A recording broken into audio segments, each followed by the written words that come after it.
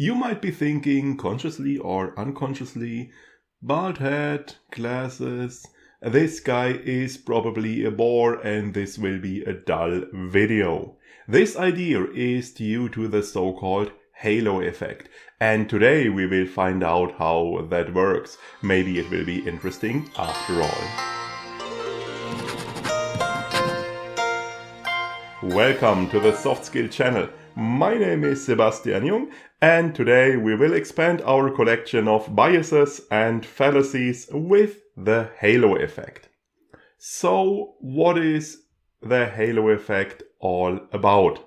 Let's have a look at some examples. Let's say a school teacher gets a new student in her class, and this new student is very polite and very friendly. This might lead the teacher to the impression that this is a great student who will probably also be great in math and geography and English and whatever, and she will probably rate this student favorably when correcting the next class exams. Or imagine a personnel manager conducting an interview with an applicant for a position as a programmer. And this applicant is so self-confident, so intuitively the personnel manager is quite sure that he is probably also a great programmer and that he should hire him. Or imagine a lonely single surfing a dating website and stumbling upon a profile from a woman who has a photograph and she is quite beautiful. And our single is thinking, oh, she's so beautiful, she is surely also totally nice and very smart. And this is the halo effect. There is one feature, one characteristic of a person that we clearly see that is very obvious, that outshines all other qualities of that person and has a very big impact on our general impression of that person. A woman who is so beautiful has to have other good qualities as well. What we do here is we infer from characteristics we see to characteristics we don't know. So, for example, this personnel manager has no idea if the applicant actually is good at programming, but he is very self-confident, and someone who is so self-confident probably can do about everything. The halo effect is especially prone to occur, first of all, if a person has one feature, one characteristic that stands out particularly, and it is also prone to occur if we value certain characteristics especially highly. So, for example, if that school teacher is very fond of people who are polite and friendly, then the halo effect is more likely to occur for that specific new student. The halo effect plays a very important role if we have to do a differentiated evaluation. Daniel Kahneman provides an example from his own life in Thinking Fast and Slow. He describes how he had to correct and grade essays by his students. As I understand, it worked like this. The students had to answer a series of different questions, each with a short essay, and all those essays were collected in one notebook they handed in, and it was corrected by Kahneman. And what Kahneman did, which is the quite obvious procedure, he took one notebook, read it from beginning to end, evaluated and graded all the questions, and then he proceeded with the next notebook. And he noticed that this procedure led to grades that were very, very consistent. So one notebook was either overall good or overall mediocre or overall bad, but the range of the grades was very low.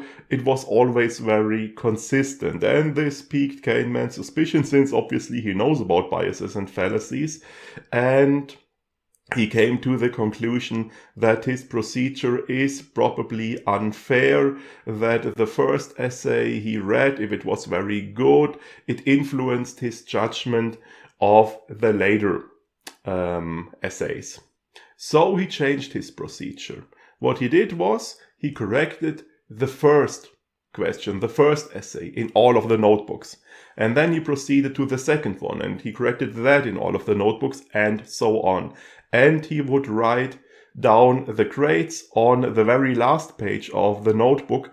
So when he started correcting the second essay, he wouldn't see his grade for the first one. And after he changed his procedure in this way, the range of grades in an individual notebook became much greater. It was much more common for a notebook to contain both a highly rated essay and an essay with a very low grade. And Kahneman says that this was rather unpleasant at first, because, for example, he would read an essay and he would say, "Oh, this is a terrible essay, I will give this an F." And when he went to the last page to write it down, he noticed that the previous essay he had given an A. And this would always be a certain sting, like, oh, maybe I've been too critical with that F. But he always forced himself to write the grade down and not to make any changes. And he says his confidence in his own evaluation was diminished, because earlier, when everything was consistent, it was reassuring. Oh, it is so consistent, I probably did well. And after he switched to the better procedure, this confidence actually was wavering. So this feeling of consistency the halo effect provides is actually rather reassuring. The term halo, as in saint's halo, obviously has a positive association, and the examples I gave so far always dealt with positive qualities and positive associations, but of course it can also work the other way. I also found some specific terms for these negative variations. Unfortunately, they are somewhat vague and unclear, so you have to be cautious about them. Now, first of all, we have a situation where the obvious characteristic that we observe is still positive, but we have negative associations. So, for example, instead of thinking, oh, this person is so attractive, they are probably very smart as well, I might think, oh, this person is so attractive, they are probably totally arrogant. Here I stumbled upon the term reverse halo effect, but as I said, this isn't quite clear. It also appeared in other contexts, so we have to be a bit careful here. And second, there is of course also the situation where the quality we observe that is very obvious, where this is a bad feature or a supposedly bad feature, and it also leads to negative associations. So I might think, oh, this person is so ugly, it's probably an asshole as well.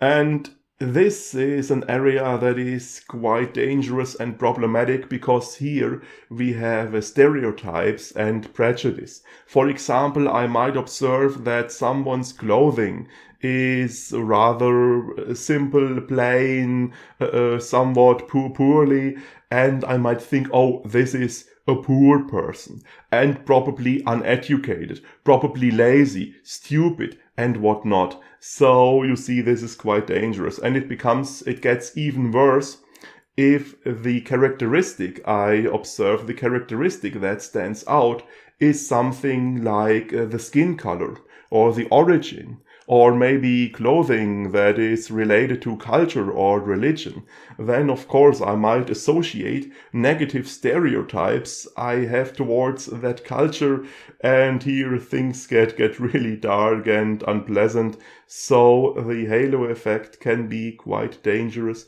can be related to stereotypes and prejudice.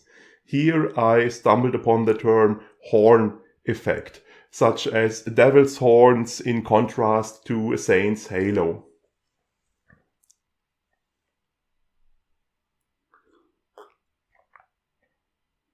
Where does the halo effect come from? Why do we make this mistake? First of all, our brains take a shortcut here that we've already encountered when we discussed the availability bias. Our brain, when faced with a difficult question, is just answering a simpler one instead. Remember the personnel manager from earlier. He doesn't have any idea if the job applicant is a good programmer. He can't answer this question, so instead he answers the question, is this a self-confident person? And he is quite sure of that. And he likes self-confident people, he also likes people who are good programmers, so this all will probably fit together in some way. Here also another factor comes into play that Kahneman calls Visiati, short for what you see is all there is. It describes our brain's tendency to completely ignore missing information and just work with what is there. So that personnel manager again, he doesn't wonder what information would I require to figure out if this is a good programmer. Which additional information do I need? He just works with what he has and ignores everything else. And we also have the effect that emotion is used to some extent as a stand-in for knowledge we don't have. So for example, that lonely single surfing the dating website, he doesn't know if this woman with a beautiful photograph is actually smart, is actually nice, but he just says, I have a good feeling about her, and that is sufficient. As I mentioned before, the halo effect leads to a feeling of coherence, of consistency. The world seems to make more sense, seems to be more consistent. There are people who are overall good, people who are overall bad. We don't have to deal with ambiguity as much. So the effect of the result of the halo effect is actually somewhat reassuring, as in that example by Kahneman earlier.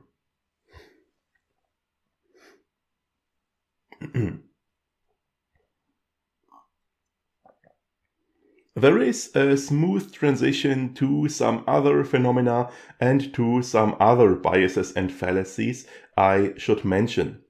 First of all, in the examples I gave so far, I frequently referred to physical attractiveness. And I noticed in my research that this seems to be also a topic of its own. Several studies have shown, for example, that we tend to attribute positive traits to people who are attractive and that we treat them better overall. For example, people who are very attractive have a slightly higher salary on average. Students who are very attractive get slightly better grades on average, and things like that. And this is an effect that is present across cultures and that is already present in very small children who are just a few months old. So there seems to be a phenomenon here related to physical attractiveness and the effects it has on us that can't be explained exhaustively by the halo effect, but that is a topic of its own.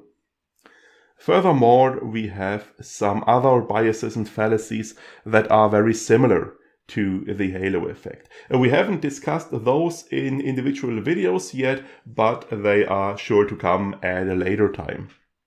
First of all, we have the primacy bias. The primacy bias says, briefly summarized, that the first impression weighs more heavily than any information we obtain later. So imagine I want to buy a certain product and there is a very positive review I will stumble upon and a very negative review.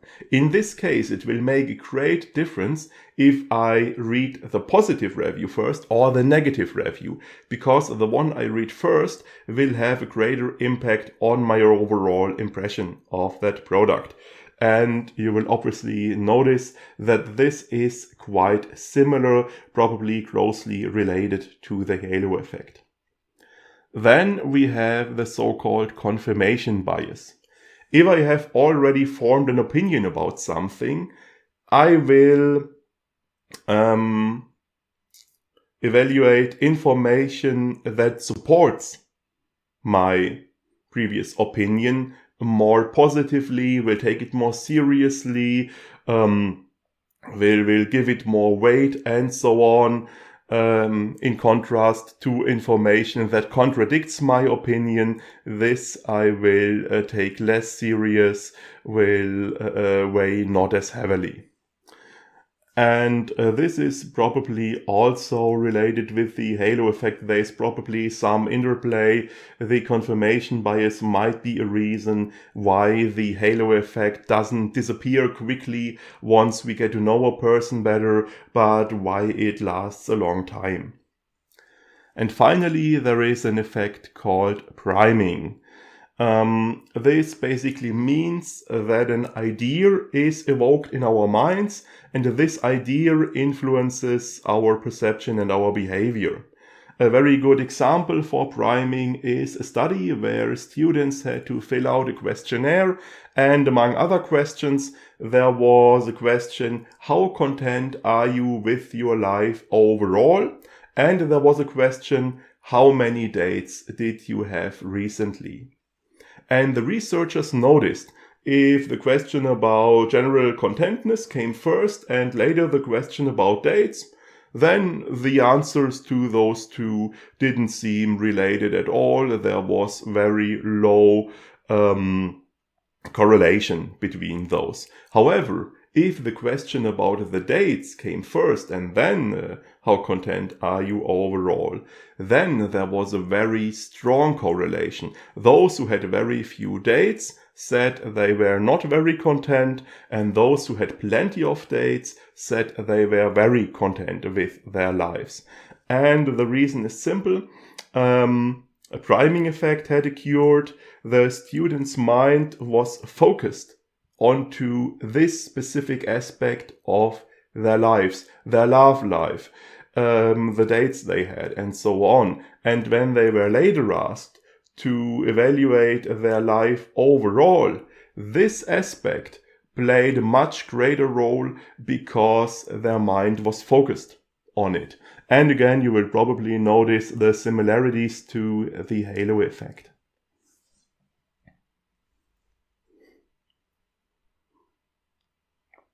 The impact of the halo effect is felt in a lot of areas, along with the other biases and phenomena I just mentioned, especially the issue of attractiveness. It is relevant, for example, in the working world. As I said, people who are very attractive on average earn a bit more. It is, of course, also relevant in the field of education, in the academic world.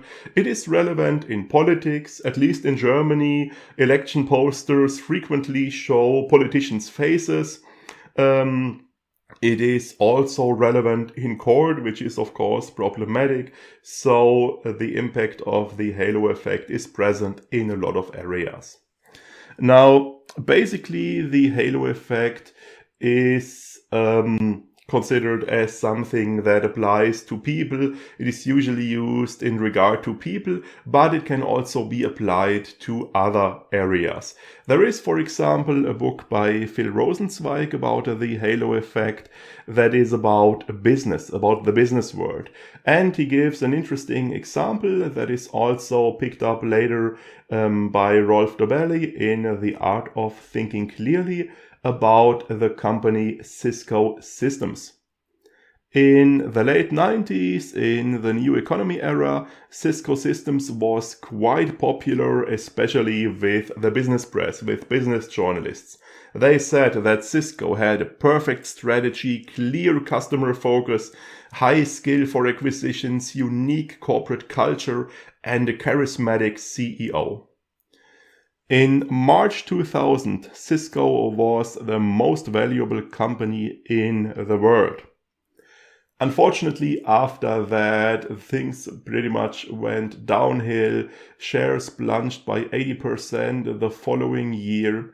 And the cause seemed quite obvious for business journalists because they said Cisco has an unclear strategy, it is missing the customer, it has performed wrong acquisitions, it has a lame corporate culture, and a pale CEO. Now, nothing had actually changed at Cisco. They had the same strategy, still the same CEO was in office, and so on. The reason the shares had plunged was that the demand had collapsed. It wasn't so much something the company did wrong, but the perception had changed completely. Earlier, business journalists observed a company that was highly successful, so they assumed that everything they do must be great. And afterwards, they looked at a company in decline and they figured that everything they do must be bad. And you probably see the similarities to the halo effect as I described it for people.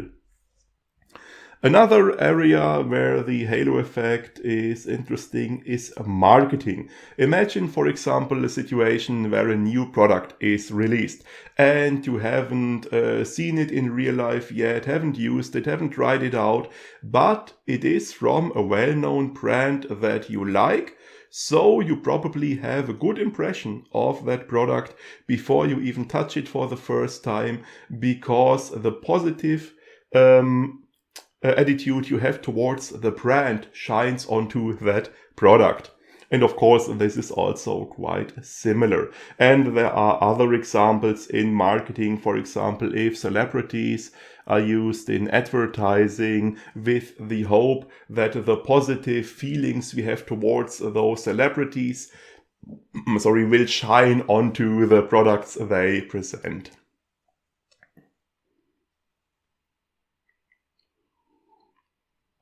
Let me say a few words about the history of the halo effect. The phenomenon itself was first observed in 1907 by Frederick Wells, but it was researched primarily by Edward Lee Thorndike and Gordon Allport, and Thorndike also was the one who gave the halo effect its name in 1920. He had studied how officers evaluate their soldiers in the army, and there he had observed the halo effect. Soldiers were to be evaluated, were to be rated in different criteria, and he noticed that these evaluations always were very consistent. Soldiers were rated as either overall good or overall mediocre, and the ratings were very consistent. Soldiers who were rated as highly intelligent usually were also rated as having great leadership skills, which might make sense to some degree, but they were also given high grades for physical fitness, which is probably not related as much. So he became aware that there must be a systematic error at work, and later he observed the same effects in companies when superiors had to evaluate their employees. Now finally, as I just said, the halo effect has been known for quite a while, 1907, 1920, that's more than 100 years. However, this does not mean that the halo effect is fully researched, fully understood. There is an interesting meta-study by Kevin Murphy, Robert Jaco, and Rebecca Anhalt, where they criticize that a lot of assumptions about the halo effect are pretty much taken for granted, even though they are not really researched to full extent, and some of them even are certainly wrong. For example, we assume that the halo effect will always influence our judgments, and they will always be influenced in a way that we over-exaggerate correlations.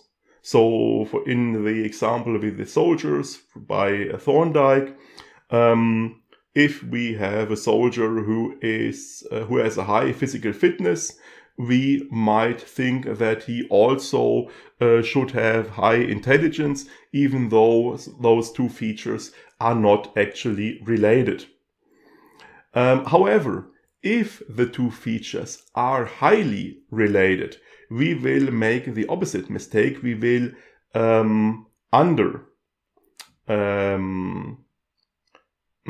underestimate the correlation. Unfortunately, there is no example for that in the study. Now, let's say we have soldiers who are highly intelligent and they have high leadership skills as well. Let's assume those two are highly correlated. In this case, the officers would be prone to underestimate the correlation. So if they have soldiers who are highly intelligent, they would rate them as having lower leadership skills than they actually have.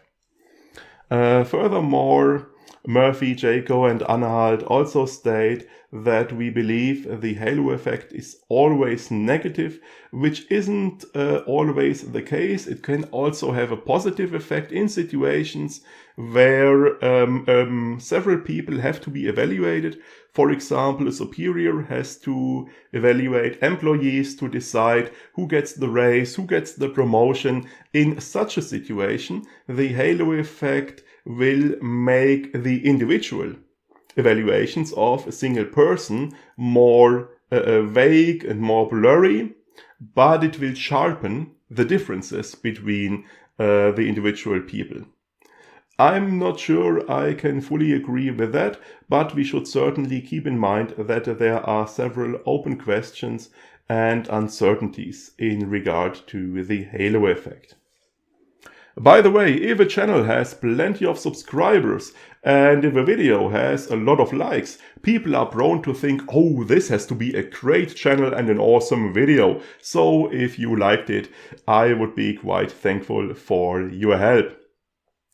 We will see each other again next week. For today, I'll take my leave. Have a nice day. See you next time.